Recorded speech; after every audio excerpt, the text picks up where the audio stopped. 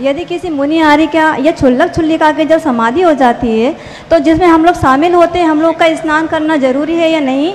और इसमें जो उनका बोलते हैं नृत्य महोत्सव हो रहा है, तो उसमें जो नाच गाना और सामूहिक समाज द्वारा भोजन होता है, उसमें जाना चाहिए या नहीं जाना चाहिए?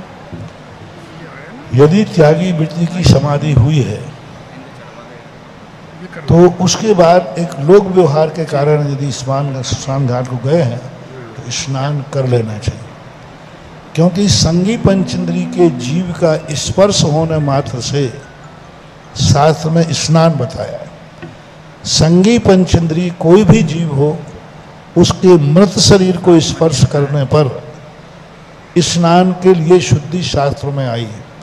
मुनिराज चूंकि संगी पंचेंद्री हैं और उनका शरीर है, तो उनके साथ जब मृत आदि शरीर के साथ जाएं तो लोक व्यवहार में स्नान कर लेना चाहिए। दूसरी बात है, समाधि आदि परिवार की दृष्टि से नहीं, सुआ सूतक नहीं लगेगा। सुआ सूतक लगना अलग चीज़ है और शुद्धि करना अलग चीज़ है। स्नान करने से बाह्य शुद्धि हो जाती है। सुआ सूतक किसी को भी नहीं लगेगा, मंदिर में भी नहीं लगेगा, आपको भी नहीं लगेगा। स्नान करने के बाद उसी दिन आप मंदिर आ सकते हैं, साधु की समाधि में गए हैं तो।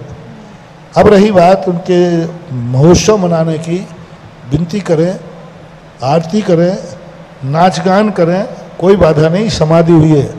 लेकिन किसी भी त्यागी वृत्ति की मृत्यु पर भोज करना ये उचित नहीं। अब साधु की समाधि में अर्थी में लोग आएंगे तो समाज उनके भोजन की व्यवस्था करेगी। वो भोजन की व्यवस्था है, ना कि तेरहवीं है या मृत्यु भोज है।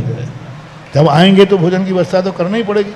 तो एक सामान्य भोजन की व्यवस्था समाज करेगी, क्योंकि साधु की समाधि होती है तो हजारों लोग आते हैं, हजारों लोग आते हैं, तो भोजन की व्यवस्था भी करना पड़ेगी। जैसे सामान्य करते हैं, उसका नाम मृत्यु के उपलक्ष्य में नहीं, एक व्यवस्था की रूप माना जाता है।